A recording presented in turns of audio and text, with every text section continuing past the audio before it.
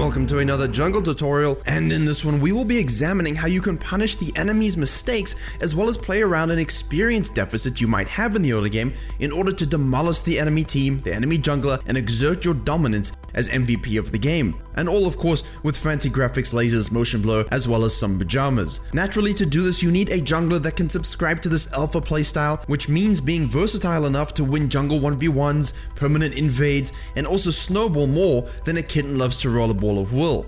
And fortunately, to showcase this and transition from that metaphor, we have one of the best Rengar players in the world, definitely on EU West, who manages to make challenger players look like gold players. No offense to our Golden Throne friends. We will again have our KDA, Gold, CS, and item bar on the bottom left for Rengar in this game, so you can keep track of what he does and when. And as I said before, this isn't just a complete face roll. There is a period where he is a bit behind and he has to be very intelligent with what he does in order to get ahead. So what happens that is interesting in this game, especially at level 1, is that both teams conduct a cheeky invade of the enemy red. Many champions that are not really hamstrung to the blue buff will like to do this at the beginning of the game because it gives them a little bit of an experience lead from the outset if they can get control of both those red buffs. Classically, and before the scuttle changes, this would lead into a vertical jungling situation if, both junglers were aware that's what they were doing. But with the scuttle delay and the particular nature of Camille, this early game ends up being quite strange. Rengar does his red and will do some of the raptors, leaving a baby behind to delay the rubber band experience for the Camille. And while he does this, the Camille actually has ganked on the mid lane level 2. This is what she classically does. She burns the flash of the Tristana, who moved on up to the Rengar just in case that backup was needed. And because Camille retreats to the bottom side of the map, Rengar immediately heads to that side of the jungle to control those camps. Even though Camille can't really take them, he just wants to protect his own experience that he stole from her. Camille's intent, however, was simply to re-gank mid, knowing the flash was burned.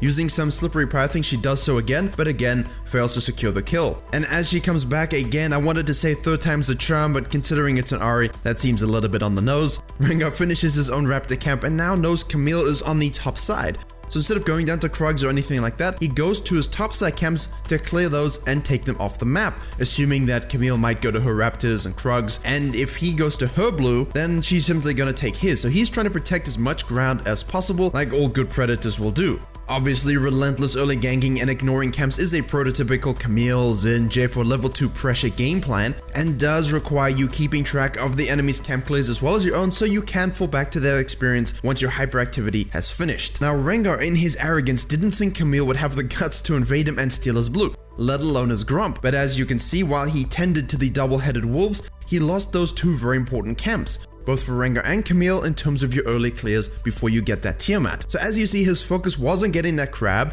and then falling back to his blue, but Camille had outplayed him and taken both camps, all while neither jungler knew where the other one was exactly. It's always weird when you have games like this and you go watch a replay and you see how close junglers were to each other without actually knowing for sure their current location. So this sneakiness of the Camille and the Rengar kind of just having his buff taken under his nose, this isn't the end of the mind games. Rengar knows that she only has one baby Krug left. He also knows that her Krugs are up, and instead of hitting the plant as he moves into a jungle to reveal his intention, he simply walks over, uses a ward to hop into the rocky monster pit, and Camille is left to clean up her raptors. She doesn't really have the resources to tackle the Krugs just yet, and Rengar knows this. And so despite this wacky, weird, and strange early game power thing, which is going to end up having the Camille 3-buff the Rengar, both junglers actually make very entry-level mistakes, and they shouldn't be doing that at this stage. Firstly, Camille moves down to take her blue before perhaps that bottom side Scuttle Crab. What she doesn't know is that the blue team's bottom side has actually secured that already. And while kiting camps is important, it's also important to keep an eye on the minimap and understand which lanes have priority. When the enemy bottom lane disappears like that, you must assume they might have warded your blue buff, and so hugging the camp towards the bush rather than towards the river, because it gives you a bit of heads up if someone does come for the invade, you can actually back out.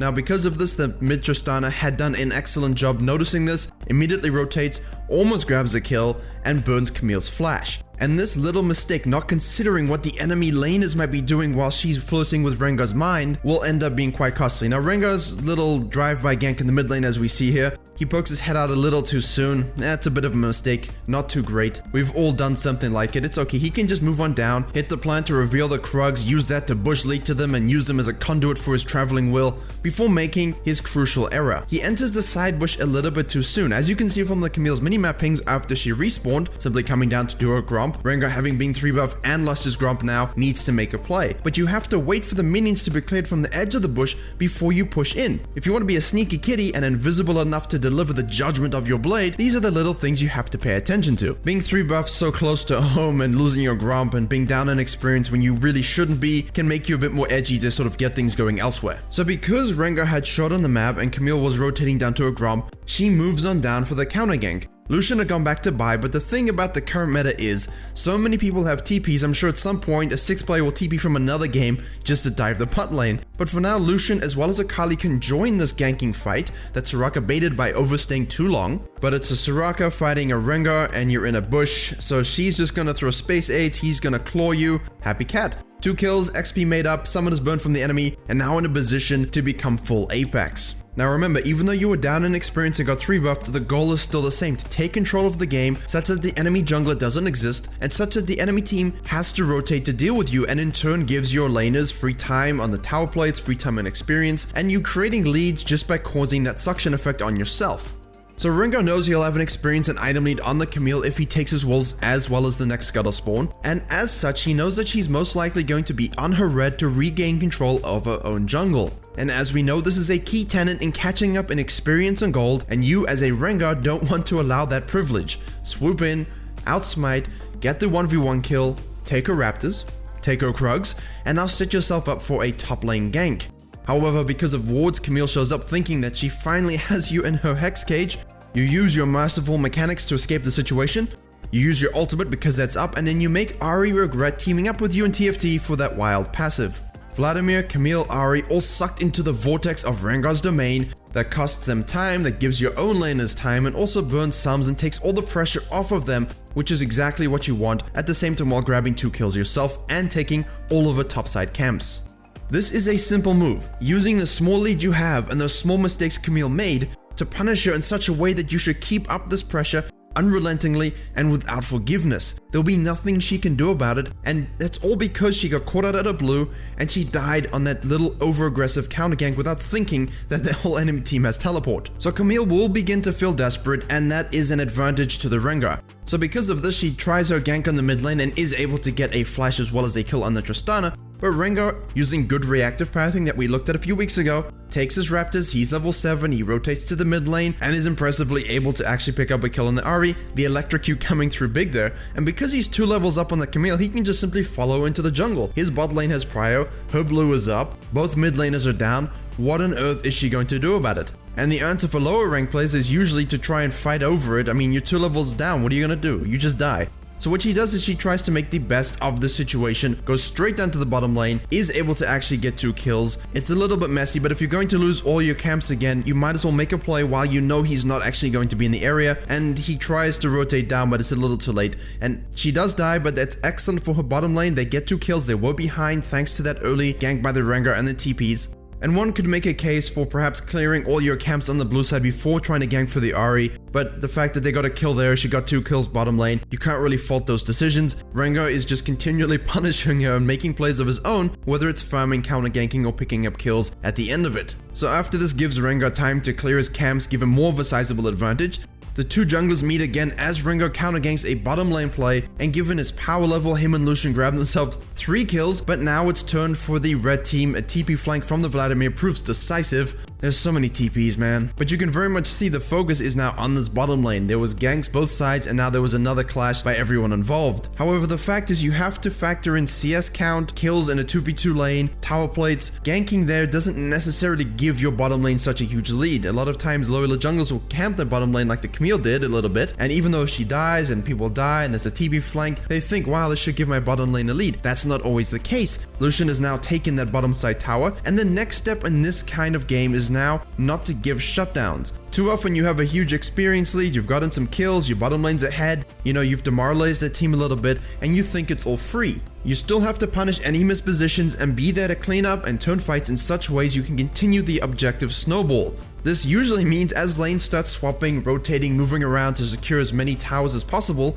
So when you see this shuffling taking place, doesn't matter what lane it is, bot, mid or top, get there before anyone else. It's an easy decision to rotate immediately. Don't let them get any traction, don't let them get settled in a new macro environment. Continue the principle of reactive pathing and make the enemy feel like you are anywhere and everywhere. And I'd posit that there isn't a champion in the game quite like Rengar when it comes to inflicting that sort of mental damage onto the whole enemy team. Because even after your kills on the top lane, Ahri and Camille rotate up thinking they might be able to turn the tides and you might actually fall to a deathly magic orb, they're definitely going down with you. So keep that mindset in your head, aggressive, keep the foot on the pedal, don't worry about your camps so much if there are objectives or fights that you could win and take. Now you also know that Camille's going to start losing her camps not only to you invading, but also to her own laners trying to catch up in experience and get as much gold as possible while you guys are securing those outer towers.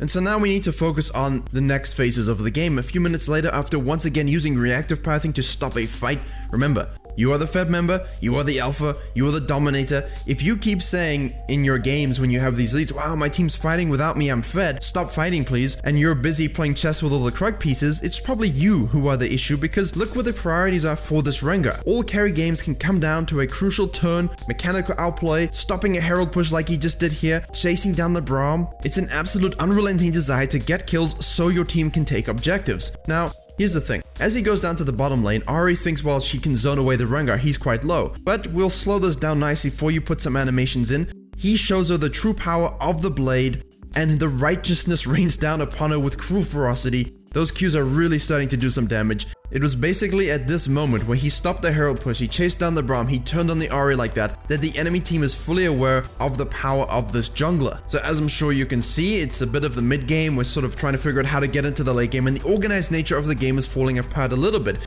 That's very good for a very fed assassin. But you know, the enemy team, they do have a Cogmore, they do have a Vlad, they do have a Braum. If there's a nice little protector cog ball of death with the Braum's, you know, exhaust and ultimate, that can be a little bit annoying in a 5v5 sense for the Rengar, where you have no way out of a deep dive. So as such, you will see a fight here where Rengar ends up dying, and at this stage, as the main carry, this is risky because you can't be dead unless you've maybe taken 3 members out with you. The Barons on the table, towers on the table, death timers are going to start picking up.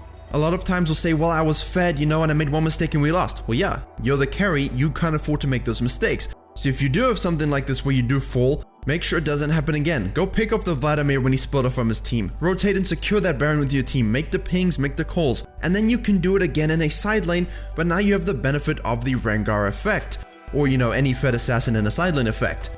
The enemy team will see you sitting there. You took out, you know, Vladimir. 3 members will try and rotate and take you out. The problem with this, if you're the red team, is that you have a Lucian and Tristana in the mid lane, as well as an Akali on the top side. Even at the highest tiers of play, you can draw the focus of the enemy by being so strong and annoying at any split push scenario that they will completely focus on you, even when they shouldn't. So even though you fall, your team grabs 2 of those mid towers, but because there's now a numbers advantage and a very tough team come to face, the blue team isn't able to secure that mid inhib. One can question Soraka's rotation to the bot lane to help Rengar, maybe she should have stayed mid, but at least the base is somewhat broken. However, the final play here is that you are doomed to repeat this process with Barons, with slow pushes, with splitting and taking out any enemies detached from the group, and you eventually get the Nexus. However, you can also make that Bane backbreaking move that lets you either simply push to end, or if in a tilted enough arena for the enemy to surrender. I'll let this final clip play out for you, but it serves as a perfect late game situation. You draw the pressure of 2, you take out 1, and now you have unfiltered access to the back line to basically just queue through their entire team, and then you can run it down mid in the best way possible. That's the kind of fight you're looking for, that's the kind of pressure you're looking to attract when you are a fed Rengar. So I hope this play inspires you to play with more aggression, more measured pathing, to react faster, to know when to gank, when to camp a lane, how to read the enemy jungler, and finally to exert your will on the entire game. Thank you very much for watching. I hope you were able to enjoy and learn something. Please do like if you do. I always like to see this reach 1,000 likes as a personal measuring stick, but only of course if you did enjoy it. Consider subscribing for the next jungle and league videos coming very soon, and as always I will see you all in the next tutorial.